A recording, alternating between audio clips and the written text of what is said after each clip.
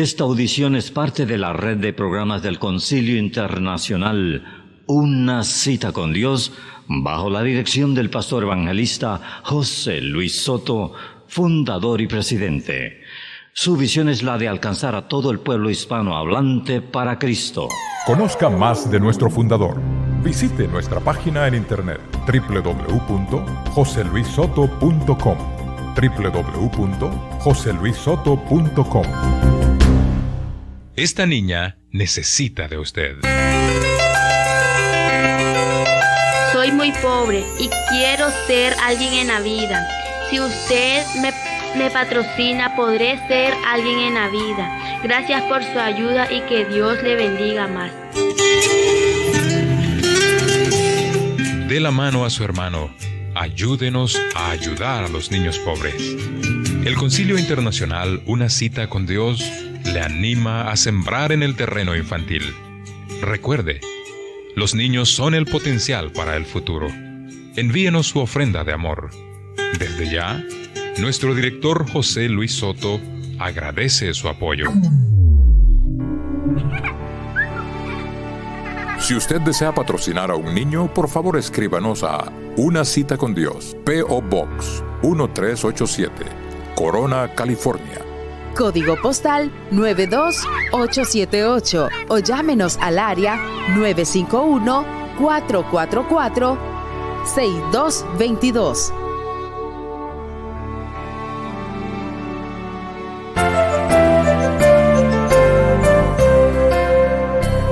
A continuación, su segmento Buzón de Preguntas.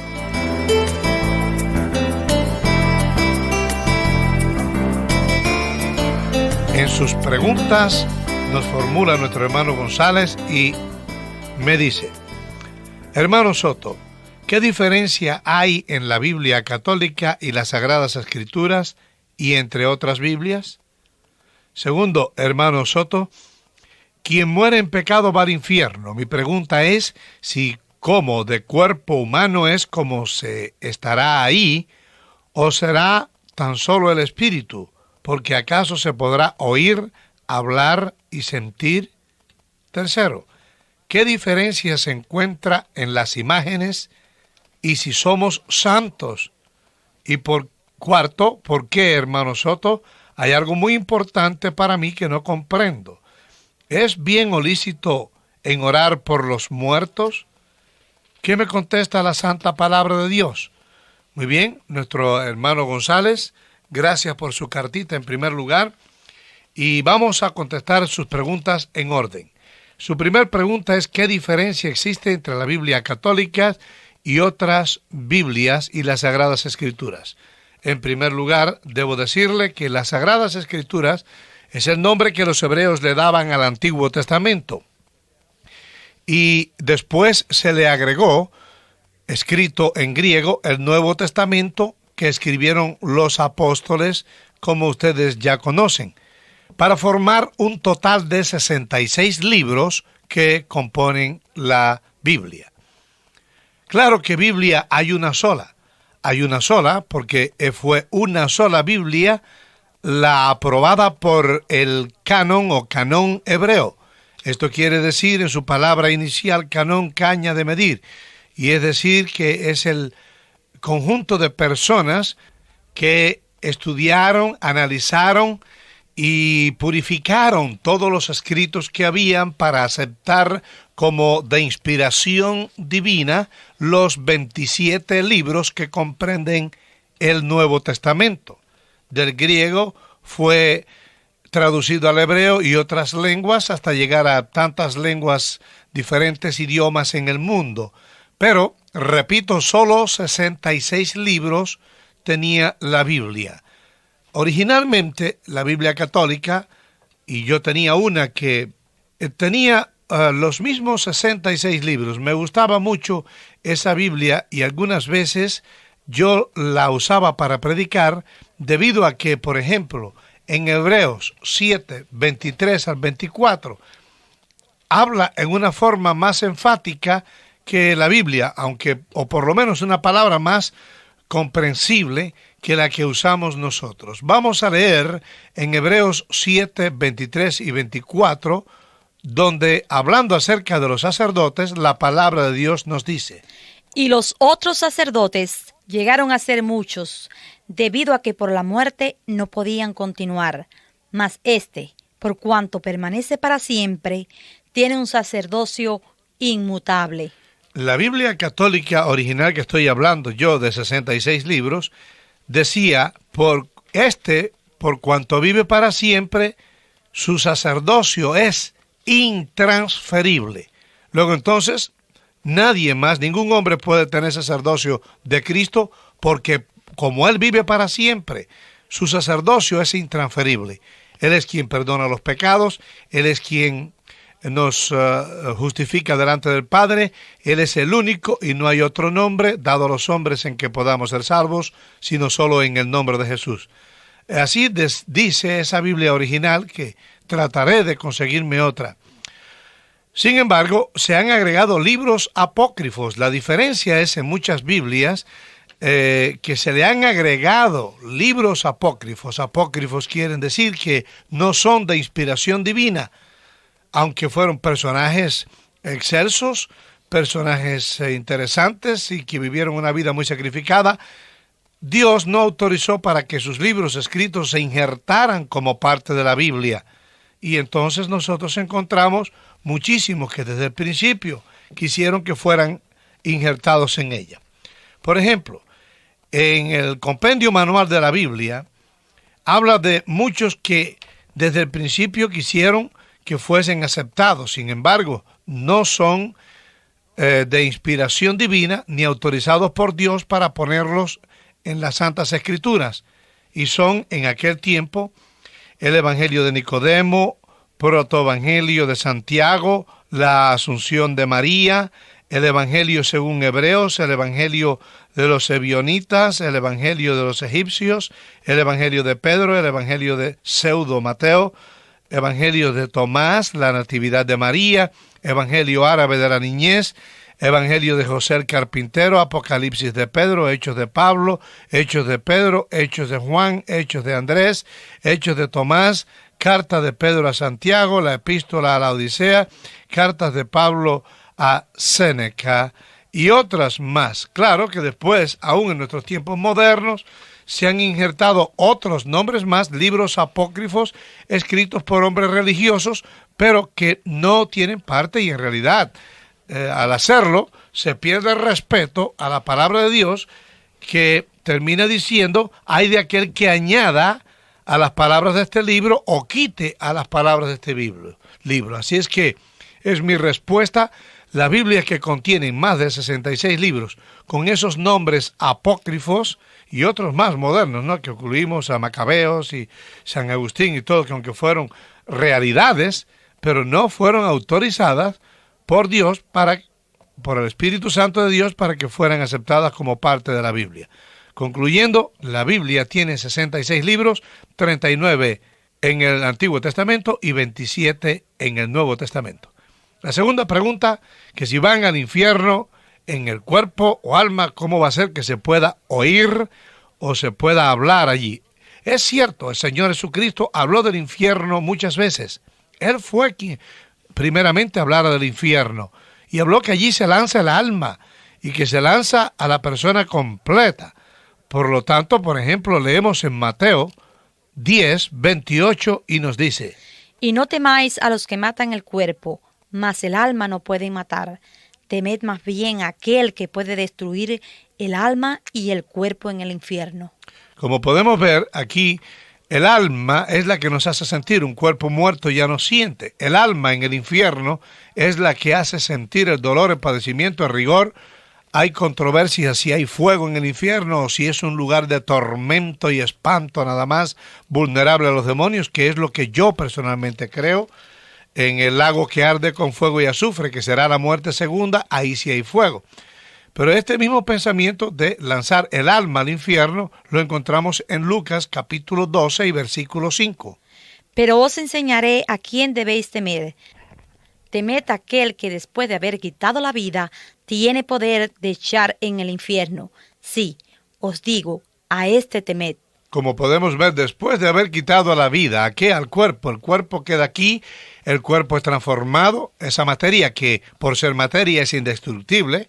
Dicho sea de paso, toda materia es indestructible, todo lo creado por Dios es indestructible, pero se transforma, como nuestro cuerpo se transforma en gases que ascienden y llega a un lugar que solo Dios sabe dónde está, y hay una teoría teológica, de que algún día Dios, que sabe dónde están todos esos gases de esos cuerpos, hará que se transformen otra vez en el cuerpo glorificado que Dios va a dar a todos aquellos que resuciten de los muertos y asciendan a su presencia.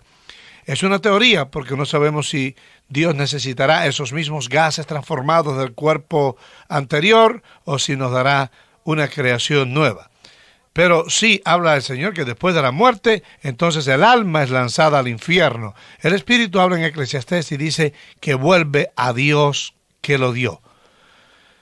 Bien, la tercera pregunta de nuestro hermano: si somos santos, entonces, ¿cuál es la diferencia entre la imagen y ser santo?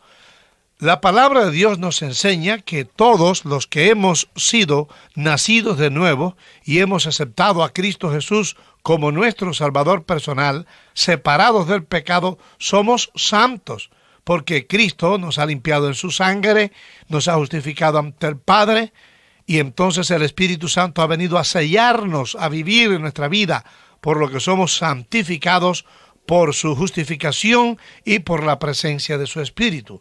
Entonces, a esto se nos refiere como santos, y las imágenes son otra cosa. Vamos a hacer una comparación y leamos en Éxodo capítulo 20, versículo 4.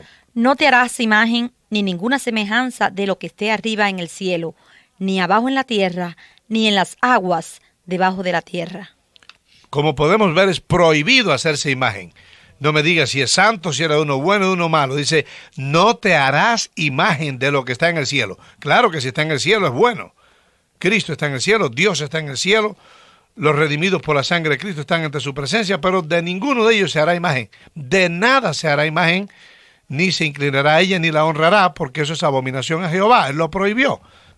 Comparemos ahora lo que habla en Romanos capítulo 12, versículo 13, refiriéndose a los hermanos de las congregaciones. Romanos 12:13 nos dice: compartiendo para las necesidades de los santos, practicando la hospitalidad.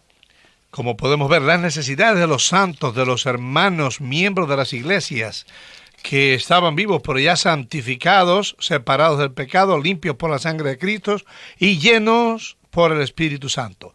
Leamos también en Romanos capítulo 15 y versículo 25. Mas ahora voy a Jerusalén para ministrar a los santos. Como podemos ver, se refiere a los santos, hablando de la congregación, predicarles allí a aquellos hermanos de las iglesias en Jerusalén. Hay una diferencia entre imagen y los santos. Los santos somos los redimidos por la sangre de Cristo, y aquellos que aún mueren en Cristo Jesús santificados, también podemos llamarle que son hermanos que fueron santos sin que tengan ninguna influencia para ayudarnos. Pero la imagen no es un santo, sino una imagen prohibida hacerla por Dios en Éxodo 24, según la palabra de Dios, como ya leímos. Bueno, la última pregunta, número 4, si es lícito orar por los muertos.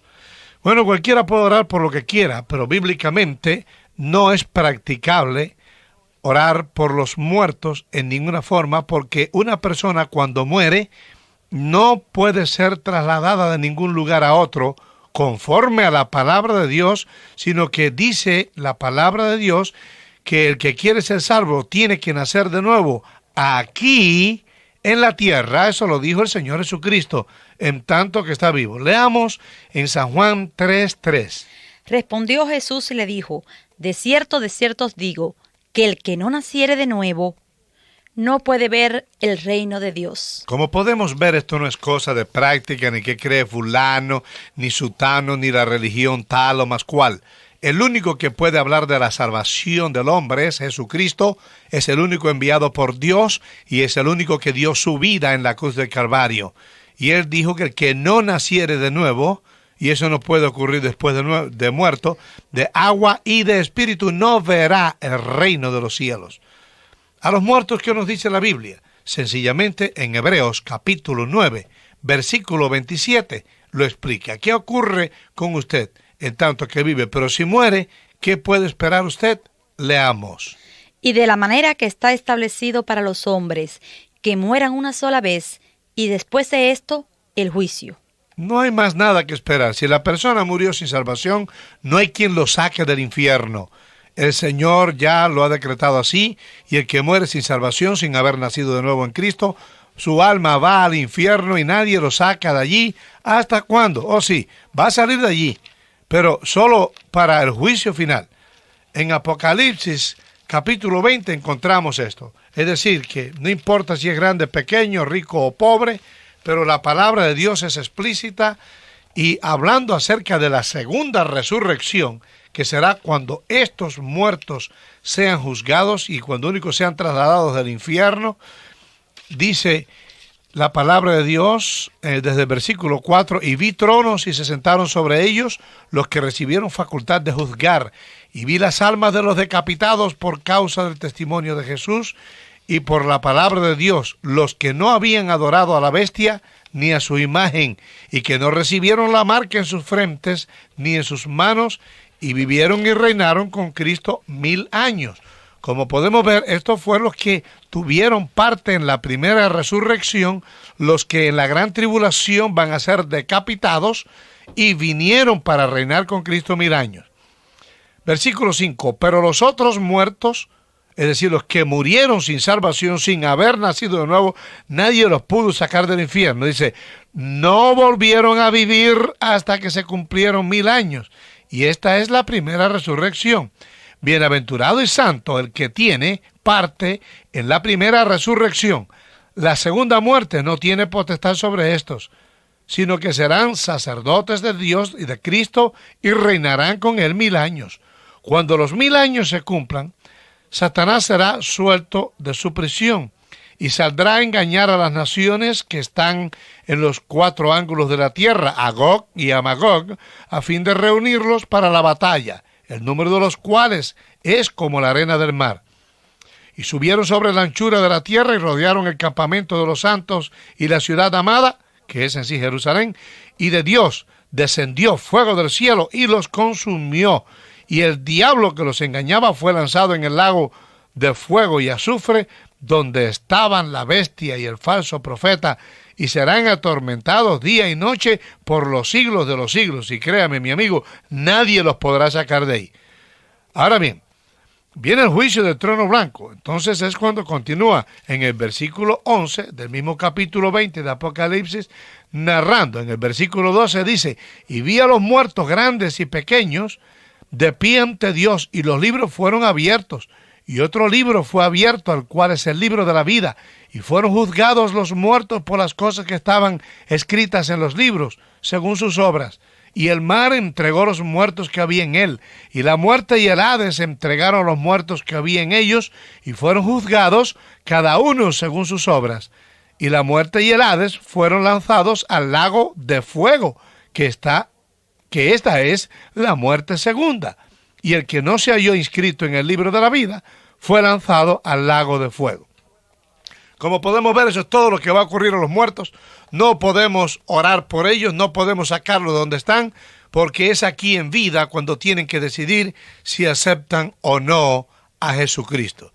Es ridículo, es triste, es bochornoso pensar que voy yo aquí ahora a orar, a inventar una religión, que yo ore por uno que fue ateo, que renegó de Jesucristo y no lo quiso aceptar, para que entonces por mi oración, entonces Dios lo saque de donde está y lo lleve donde yo quiero que esté. Eso es ridículo. La sangre de Jesucristo no se derramó para esas cosas, son prácticas de la religión creada por los hombres. De manera que en esta forma concluyo mi respuesta a nuestro hermano González de Anaheim, California, dándole gracias por participar en nuestro segmento. Que Dios les bendiga. Conozca más de nuestro ministerio. Visite nuestra página de internet. www.conciliouccd.org.